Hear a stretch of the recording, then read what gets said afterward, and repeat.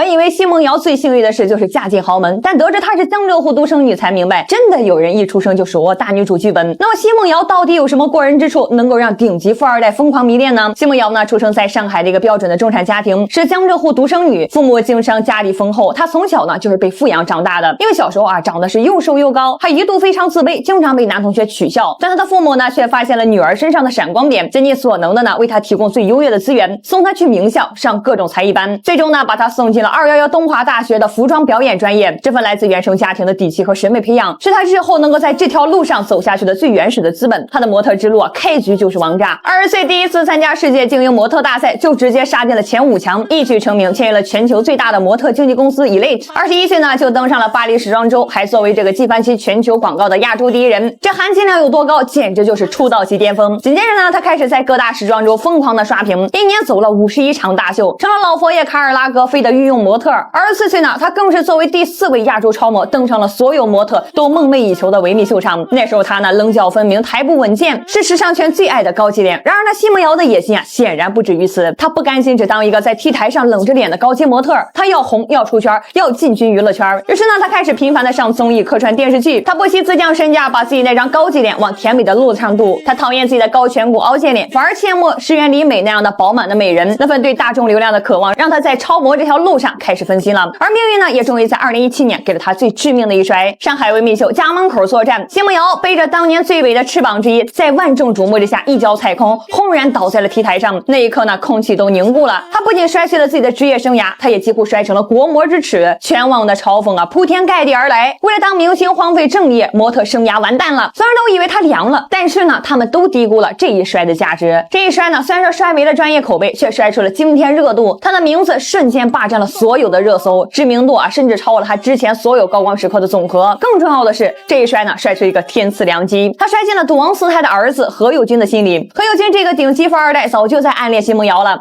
而奚梦瑶这一摔呢，非但没有让他脱粉啊，反而是让那个霸总的保护欲呢瞬间是爆棚。就在全网都在痛打落水狗的时候，何猷君呢不顾家族的规矩啊，高调的站了出来，力挺奚梦瑶，还用蹦极的方式来安慰她、鼓励她。你看啊，这就是时机。如果奚梦瑶没有那一摔，她依旧是那个高高在上的维密模特，何猷君呢或许还只是个小迷弟啊，不敢轻易靠近。但正是这一摔，让她从女神变成了需要被拯救的女孩。这恰恰呢给了何猷君一个最完美的英雄救美的入场机会。这之后的故事啊，更是把豪门爽文照进了现实。何猷君这个顶着麻省理工天才学霸光环的男人呢，在追女孩这件事上啊，却显得是憨到了极致。他为了奚梦瑶呢，去参加了那档恋爱综艺啊，他策划了那场被全网群嘲土味的商场求婚。但土不重要啊，重要的是结果。2019年的求婚之后，仅仅几个月，这奚梦瑶呢就火速的啊，在香港的养和医院为98岁高龄已经是卧病在床的赌王何鸿燊生下了第5代长孙。这什么概念呀？要知道啊，赌王有17个子女儿，6个儿子，却是人丁稀薄。大房长子早逝，2房儿子何猷龙呢丁克，3房儿子何猷启呢只生了女儿，4房的另外2个儿子呢也没有动静。就在这个后继无人的节骨眼上呢，奚梦瑶一举得男，这份功劳呢简直就是泼天的呀！98岁的赌王激动到把自己的身子都赐给了这个孙子，取名何广深，更是在病榻上就拍板啊，准备了10亿的信托基金作为见面礼。这一下呢，奚梦瑶的地位呢是瞬间飞升啊！她不再是那个摔倒的超模，她是赌王长孙之母。婚后的奚梦瑶呢，更是展现出了极高的豪门媳妇的专业素养。她没有像很多嫁入豪门的女明星一样彻底去躺平，而是聪明的将自己定位成了家族代言人。她拉着何猷君合体上综艺，大方的展示豪门日常，既赚了通告费，又为家族呢刷足了亲民的好感。这更重要的是啊，她和那个最难搞的婆婆四太梁安琪呢处成了姐妹淘。她会陪着婆婆逛街、喝下午茶，哄得四太是眉开眼笑。在家族里呢，她既能开枝散叶完成 KPI， 在外面呢，她又能够利用自己的时尚资源呢，为家族去拓展人脉。这份高情商和高价值啊，让她在这个复杂的豪门里呢站稳了脚跟。奚梦瑶的豪门之路啊，就是一场教科书级别的博弈。维密一摔是她的风险，也是她的机遇。她敏锐地抓住了这个机遇，将负面热度转化成了情感筹码，成功绑定了何猷君，火速生子，尤其是生下长孙啊，是她在这场博弈中打出的王炸。这张牌呢，直接让她从一个被考核的女友变成了手握核心资产的玩家。而婚后呢，她与婆婆结盟，与丈夫绑定，共同经营恩爱夫妻和豪门大家庭的人设，则是她在这场游戏中选择的最优合作策略。她放弃了一部分作为超模的个人野心，换来的呢是整个赌王家族的长期饭票和社会地位。这哪里是什么恋爱脑啊，这分明就是顶级玩家的精准计算和最优解。所以你看啊，奚梦瑶的故事是一部最顶级的豪门逆袭录。她或许呢不是那个摔得最惨的，但她呢绝对是那个爬起来的时候抓得最准的。她用自己的经历证明了，在人生的牌桌上摔倒呢并不可怕，可怕的是啊，你不知道该在什么时候摔倒，又该在摔倒后抓住谁的手爬起来。